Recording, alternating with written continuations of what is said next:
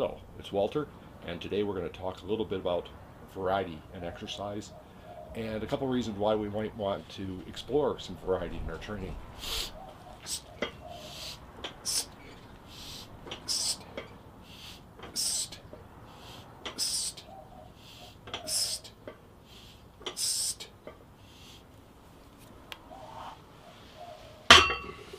Okay, let's roll.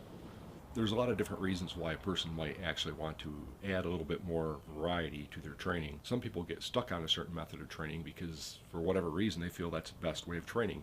A person can have more of an open mind and a mind more oriented toward growth and experiencing things and learning new things, and another person might have more of like a fixed mind. Like, this is what they believe and they're not going to change it no matter what they're presented with. And they might get pretty argumentative about their method of training. And I'm not really in either camp. I believe that there are some things that a person should always do, like the 5 fundamental movements that Dan John teaches people. For example, it's good to squat, and that's something that I'll tell people, yeah, you need to squat, but I'm not going to tell them how they need to squat because that can vary. It depends on the person's individual. First off, it's going to depend on what their goal is and what they want to do. If you're a power lifter, you've got to do back squats. There's no way around that because that's one of the lifts that you're competing in.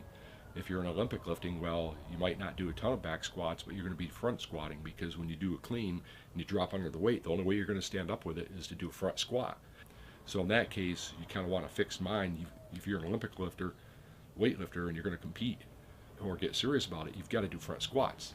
No way around that. But in other areas with people in other activities or sports or whatever, they might not need to do back squats. And some people believe you got to back squat, and if you're not back squatting, you ain't, whatever.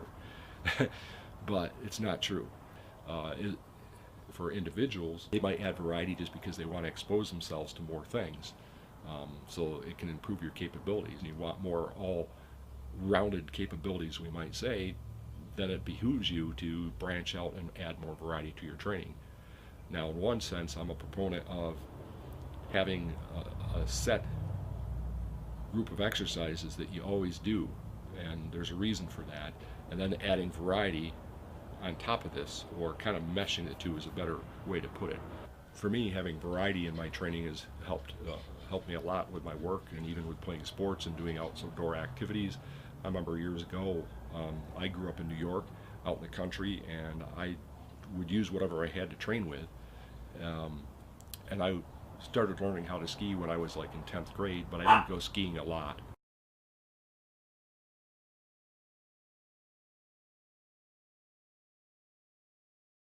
It was just a small little town called Swain. I think the population is like around 300 or something in the summer. In the winter it goes up quite a bit because everybody's going there to ski. Whiskey wanted to visit me. You're a good boy there. Okay, so that's the thing with that is then years later, I think the last time I went skiing is probably in the winter of '85 because in the early summer of '86 I moved out here to Arizona, and I hadn't been skiing for quite a number of years between that point and at one time in the, I don't know, probably in the early 90s, I traveled with family up to see some friends who had moved up to Colorado, and we went to Monarch and went skiing. And the interesting thing was I hadn't skied in all that time, but I was able to ski really well and keep up with the people that I was skiing with and others who had way more skill than me because I had done so much variety and training in my life in different jobs. My body was prepared to act outside the norm. I had the basic skiing capabilities down, but I was able to look at other people, see what they're doing, and then imitate them pretty quickly because that's what I'd done all my life. I got a new job, I have to learn how to use a new tool, I have to learn how to work with a different material, I have to learn how to work effectively and integrate with different people and different jobs that I had. And that's kind of how my training was. Here's a different implement. I don't have barbells, I got to learn how to train with this, and I learned how to train with it.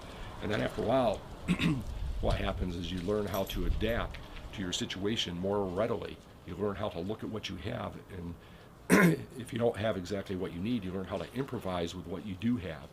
You learn how to adapt as an individual mentally and physically to the situation and adapt what you have and improvise with the things that are available for that situation, and that can help you to overcome whatever challenges you are facing. So to me, having some variety in your training is a good thing. And some people are like, oh no, I'm not going to do anything other than body weight. I'm just doing body weight, you know. Body weight's great, and I look at some of like the bar athletes that train on the bars, and their upper bodies are just extremely well developed. But then I look at their legs, you know, and they're kind of weak, scrawny legs, in a sense. And that's because in order to do all those gymnastic type movements and all those upper body exercises, if your legs are too big and too thick and too heavy, and it's going to make it harder on you. So that's where your weight can actually be detrimental. But when it comes to it, when you pick something off the ground, or if you have to run or whatever, or carry something, it's not just all upper body, it's your hips and it's your legs and the power that you can put through them. And you know, you can take a look at that as like you can take one of those athletes and throw, you know, 50-pound, 60-pound pack on them and have them go rucking out in the mountains, go for a backpack, and they're going to pay the price. Their upper body can probably handle it, but the rest of the structure isn't going to be able to handle because they're not used to a loaded carry, basically, and their legs and hip structure isn't used to that either. So that's why when I look at a particular niche or a form of training, like the kettlebell camp or, you know, body weight camp or whatever, it's one thing if it's your sport or that's how it's generally trained in your sport.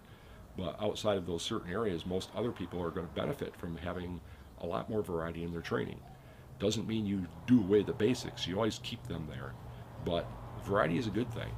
And I think it helps open doors to a person's capabilities, physically and even mentally, and that it also helps them in overcoming other challenges in their life, especially when something unexpected comes up, which happens all the time. You learn that you have way more capability than you realize, where if somebody, all they ever did all their life is just sharpen pencils and electric pencil sharpener, what else are they going to be able to do? Whereas maybe someone who works in an office and doesn't get that exposure, for them, they can definitely benefit from more variety in their training, because it can help them become more well-rounded in their capabilities physically and also mentally. Because as you learn how to train with different things, it forces your body into different positions, and even sometimes in the same position because of the implement. You have to learn how to use your leverage in a different way, and so you're using your muscles in a similar but different way than you normally would. Like doing an incline press, you know, with a barbell is different than doing a standing landmine press. You're using different musculature. And to me, the standing landmine press is what I would call a true functional exercise. Now, some people may, whoa, wait a minute, and they like get all caught up in this functional exercise thing and think everything's functional to a degree. In reality, certain exercises are more functional. When you look at the bench press, it's an awesome exercise. You have to do it if you're going to compete in powerlifting, and it's a contested event for the NFL Combine to see how many times you can bench press. I believe it's 225 pounds, so that's something a person actually has to train for. But how beneficial really is the exercise for the athletes on the field? When you think about, you know, what they're doing and the collisions they're involved in, yeah, it can help build armor into their, you know, muscular bulk, into their arms and their shoulders and their forearms from gripping the bar and pressing it, and their upper chest and stuff. But are other exercises possibly just as suitable? I don't know, you know. But I would think something like the standing landmine press would work for a lot of athletes, because you look at what's going on is you're developing the same muscles. You have to use your lats. You got to lock in. You're using your shoulders, you're using your arms, your triceps, your grip, your chest muscles, but you're also using even more, because yeah, when you're on a bench press, you can kind of drive into it with your legs and your hips, but that's not an athletic stance. When do you use that exact kind of motor pattern in athletics? You don't. But a standing landmine press, on the other hand, you do. You know, how many times are you involved in pushing something? It's that same type of feeling in a sense. You can do it two-hand or with one hand. Now, for some people, it's a better exercise or better movement because it might not aggravate their shoulder as much as maybe bench presses or doing an overhead press. So because of a person's particular injuries or situation, it may be a much better method of training their body and be more functional for them than doing bench presses. And the same can be said not only because of injuries, but maybe because of the lack of equipment. You know, sometimes you just don't have what you need to train, and you want to do something and get the benefits. Maybe you want to do bench presses and you want to do incline presses, but you don't have a bench. you know, and you don't have a safety rack or power rack or something to catch a bar or a training partner. If you've got a barbell and plates, learning how to do the standing landmine press makes a lot of sense, because now in effect you're getting not only the incline movement, and you're getting a press that's in between a bench press or in between a push-up and a handstand push-up or an overhead press. You're getting that different angle there, which hits your muscles differently, and because you're having to learn how to wedge your body in between the ground and the bars it's pushing back against you, it's more like pushing against something. So it's a very functional exercise in that aspect. So as an individual, you have to kind of learn how to look at things and see how they work best for you, and then plan around that. And the other benefit of doing all the variations too is you learn how to use different things. It helps you look at something and improvise with what you have. It helps you adapt to not only an implement, but the different way you have to train with it. And that helps your body have more capability in doing different things. So when something happens, you're way more apt to be able to handle it. And for some people, it's not such a big thing. You know, for some people that are in the physical trades, labor, where they're kind of exposed to a lot, and their bodies are exposed to a lot physically in their work, they can get away with simplified training and focusing on just basic things, because they're getting a lot from their work that's strengthening their body in odd different ways and different angles and different conditions. Or if you're someone who plays a lot of sports, maybe you work in an office, but you're playing a variety of sports, and as you play a variety of sports, you get a lot of different training in effect from those sports that can help you develop more abilities. So then again, a basic strength training type routine can be a great thing.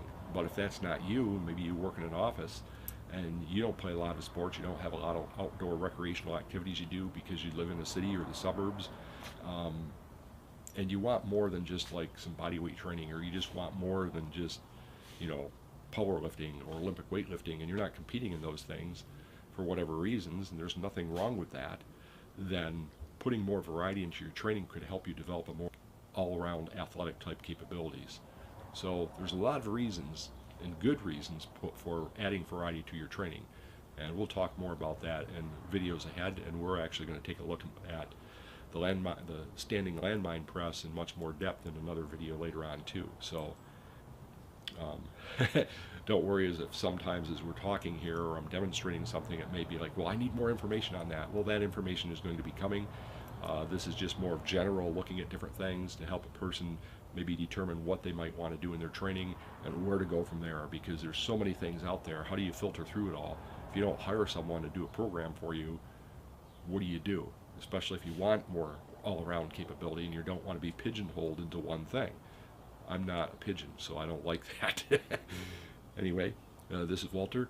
Hope you have an awesome week. I'll see you next week. If you haven't subscribed, please subscribe to my YouTube channel. Feel free to share these videos with other people. Hope you learned something and enjoyed it, and I'll see you next week.